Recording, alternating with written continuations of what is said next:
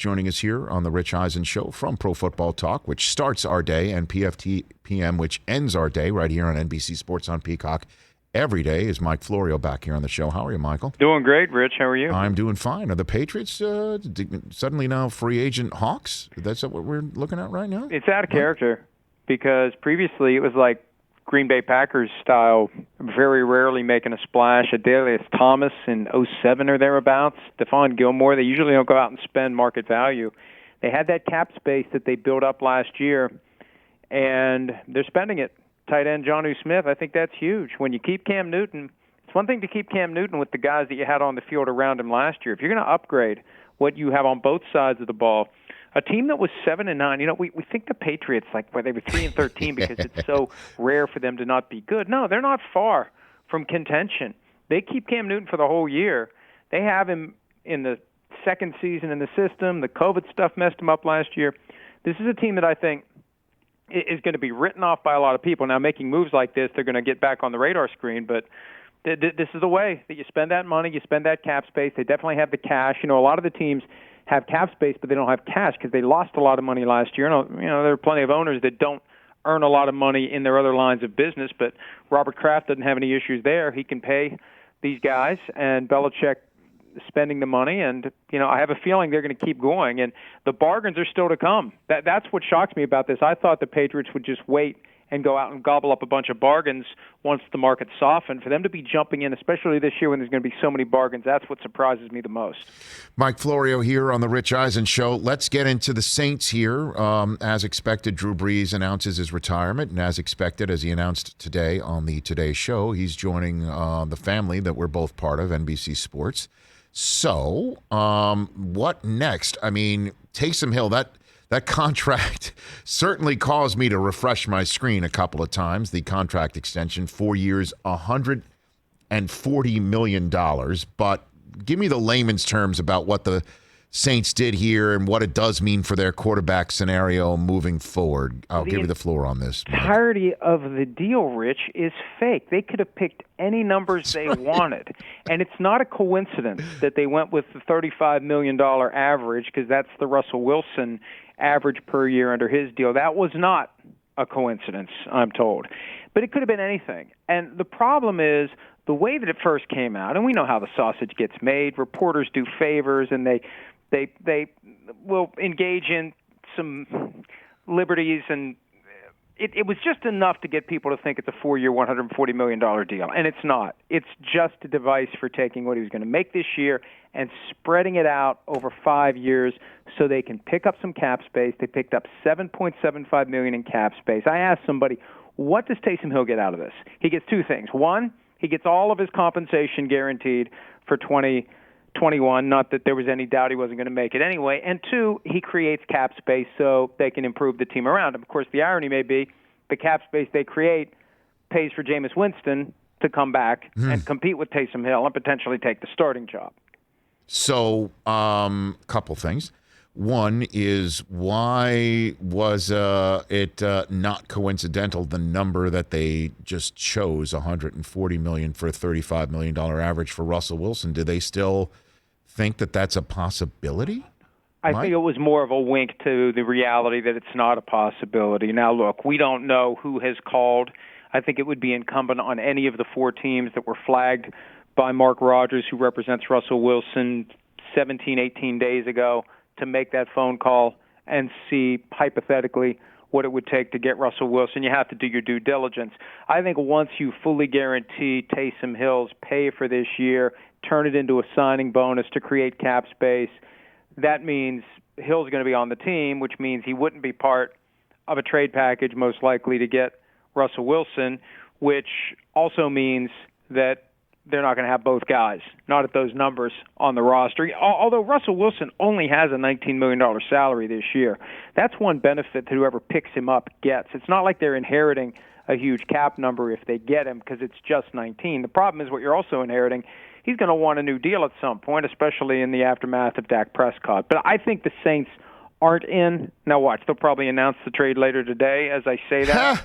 But I don't see it happening, because there's no reason to do the Taysom Hill restructuring if you're just going to send his contract to Seattle. And once they did that, it's kind of like with what the Cowboys. Once they did theirs, of course, he's not going there. Once they do the restructuring of Taysom Hill, I feel like he's staying in New Orleans, and the Saints are going to look elsewhere. And who knows, maybe next year they try to trade for Russell Wilson if he doesn't leave Seattle this year.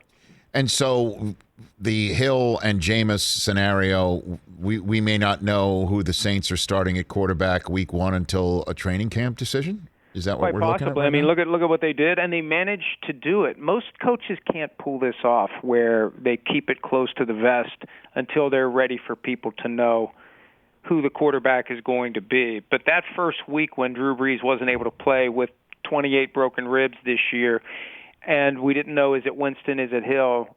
Sean Payton does a great job of keeping everyone's mouth shut, and we found out it was Hill when Payton wanted us to know. I think he envisions, Payton does, a competition between Hill and Winston, and we know that Payton has the willingness to use both guys if he thinks it's advantageous. Remember that long pass on the trick play that they stole from the Bears in the divisional round loss to the Buccaneers? That wasn't thrown by Hill. He's got the arm to throw it. They brought Jameis Winston in and let him throw it. So I think he let him compete, and he'll use the best guy, and maybe use both guys. Mike Florio here on the Rich Eisen Show, the Monday of free agency week in the NFL in 2021, right here on the Rich Eisen Show. Out of all the quarterback situations, to use our phrase that pays in the NFL media, pretty much every team that may need a quarterback or could change a quarterback or definitely needs a quarterback, that's a large group of people and teams, Mike. Every one of them could go ahead and draft one or hold on to who they currently have, with the exception, in my mind, of the Chicago Bears. The Bears could draft one at 20, but, who are you going to get potentially to just throw out there and maybe catch fire for a coach and general manager that's on the hot seat? Trubisky running it back with him, even though he's a free agent, or Foles, I don't think is tenable. What are they going to do? I mean, do they really think that they can go ahead and pry Russell Wilson loose with a package that may include the water tower? I mean, like, what is that, Mike? What do you got for me on that front? I just think it's going to be very difficult for them to put something on the table that will get the Seahawks to say yes. And when they restructured Khalil Mack's deal, kicking some money from this year into future years, reducing his cap number, that seemingly takes Mack out of the conversation for the trade compensation to try to get Russell Wilson. I just think that if the teams that have been identified, it's going to be hard to pull off. Now, the 4 teams identified, I don't think that's the full and complete universe. This is a gut feeling on my part. I think there may be some other teams out there that Mark Rodgers strategically omitted that could ultimately potentially get involved in this, and Wilson would accept the trade. But I think it's going to be hard for the Bears. And, Rich, you mentioned the possibility of using that 20th overall pick on a quarterback. People will know by the time the first round of the draft rolls around whether or not the Bears are looking. And if they haven't addressed their quarterback position in a way that people will say, oh, that's definitely the guy, then you may as well have a sign out in front of Hallis Hall that says we're taking a quarterback with the 20th pick, so you better jump to number 19 if you want the best guy who's left as the pick draws closer and closer to us, which isn't ideal either. So they're in a mess here. And I know there was a report over the weekend they're moving on from Mitchell Trubisky. I'm told they haven't ruled that out. They've got everything on the table, and they're just going to see how it plays out. At some point, though, you've got to move on. If you're trying to get Russell Wilson, you've got to move on from that and go toward someone who you believe is at least going to be your guy for this year. The thing about Russell, Mike, is just, I guess don't know how bad the relationship between Coach Carroll and Russell Wilson really is, right? I mean, but why would he want to leave a spot where DK Metcalf is there and Lockett is there, and no matter what the protection may be, they're going to run it, right? So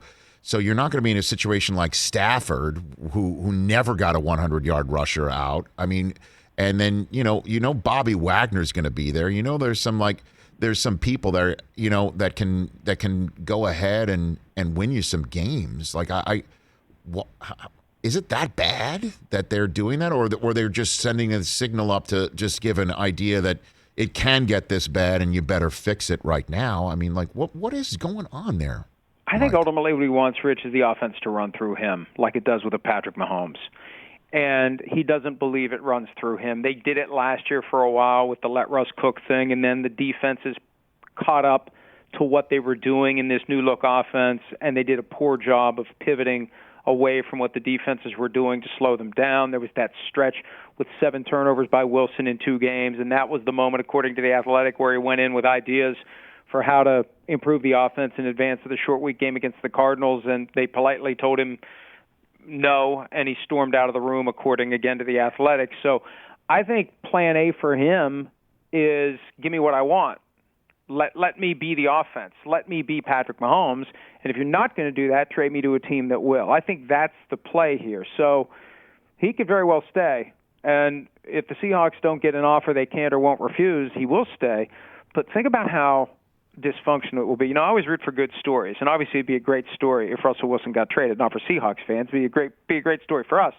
Wouldn't it be a better story if the entire year is just one haze of dysfunction for the Seahawks week in and week out, and every Pete Carroll press conference and every Russell Wilson press conference, and how many times would he say go Hawks, and how many times will he say not go Hawks? And it's they have to ask themselves, if we're careening toward an end, when's the best time to remove the Band-Aid? Do you peel it off slowly for a season, or you just rip it off now? And only they know whether or not they're comfortable going forward with a year that could be a complete mess. Mike Florio here on the Rich Eisen Show. The Bucs signing Shaq Barrett, long-term. Levante David, 2-year deal.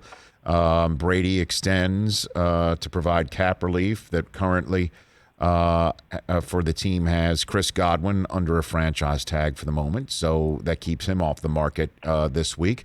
What is Jason Light's to-do list, best you can tell, right here for a team that said they thought they could re-sign everybody? Well, they got to figure out what they're going to do with Leonard Fournette, and that may be a luxury they can't afford. Now, they're creating plenty of cap space between Brady, and they got a relatively low cap number for Shaq Barrett, south of $6 million. If you could extend Chris Godwin's deal, you create more cap space. So, look, they've managed to keep so far guys that he was kind of on the fence. What were they going to do with Chris Godwin? Would they franchise tag him? If they didn't, he was likely walking away. They don't tag Shaq Barrett. He doesn't walk away. He re-signs. My guess is they made it clear to him, you got an offer on the table until noon on Monday. Once the market opens, we got a bunch of other options out there at pass rusher. We're going to go start signing them up unless you say yes. He said yes. They still have Ndamukong Suh out there. Gronk and AB, I assume if they play for anybody, they're going to play for the Bucs, although I don't rule out, for example, the Seahawks getting in on AB because that's a guy that Russell Wilson has clamored for in the past. I don't rule out the Packers getting in on AB because that could be a guy that Aaron Rodgers clamors for.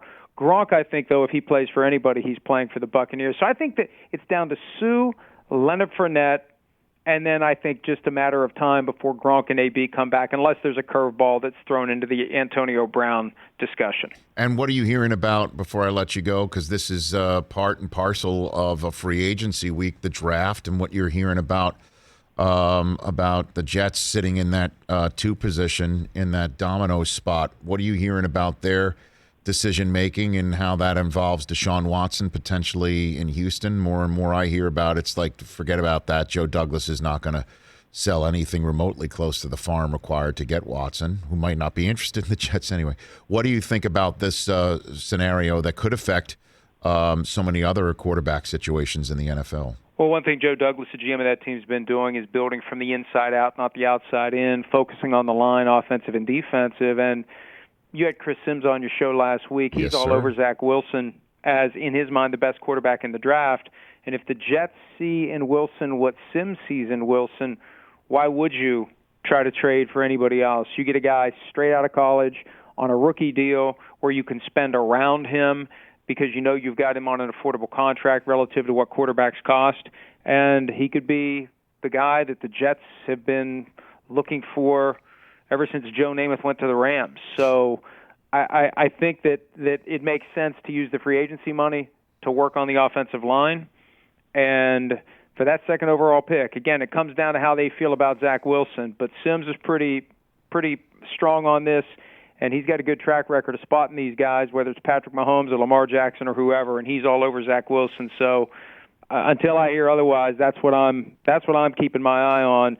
use free agency for other positions, and go grab your franchise quarterback with number 2. So you know how the way this works, and a roadmap for it would be what Arizona did once they drafted Kyler Murray and then traded Josh Rosen. You know that deal wasn't made until the Friday night because you're not going to get rid of Sam Darnold, even though you love Zach Wilson, until you actually have Zach Wilson. Like, Zach doesn't fall and break his leg the day before the draft or the morning of trying to get out of his hotel room, if that's the way we could get back in the regularity, honestly, in Cleveland, you know. So who might be still in the market, do you think, for a quarterback at the Friday night of the draft, getting through free agency in the first round? Could that be like the Bears' dream scenario that I guess, to bring this all full circle? Like, who do you think would be a market for Sam Darnold on the if it is that late of a trigger pull on the deal? I think that's another reason for the Jets to wait until after round 1, because there will most likely be one team standing, all seats filled as far as first-round quarterbacks go, and so they're still going to be looking. And they didn't go all in free agency to get a guy who was a clear answer or via trade. They didn't get the guy they wanted in the first round of the draft, so let's go get Sam Darnold. And you get more if you're the Jets. If you get a team that's desperate because they didn't get – and remember, Josh Rosen got a second-round pick for Arizona. So, yeah, I think that timeline makes sense, whether it's the Bears, whether it's the 49ers who've been linked to Sam Darnold, and I think they hold on to Jimmy Garoppolo until they get an upgrade and then possibly cut him loose, because $25 million, I think, is more than what his current skill and ability to stay healthy justifies. But, yeah, I think Sam Darnold could be that delayed reaction guy this year after that first day of the draft. You got an 18-hour window or so, and the Jets would make the most of it in finding a partner for Darnold. Mike, thanks for the time. Greatly appreciate it, as always. We'll All right, chat Rich, again anytime, soon. buddy. You bet. That's Mike Florio. Check out PFT PM later on right here on NBC Sports on Peacock, as news is breaking. Hey, you watched all the way to the end. Thanks for that. Watch more right here.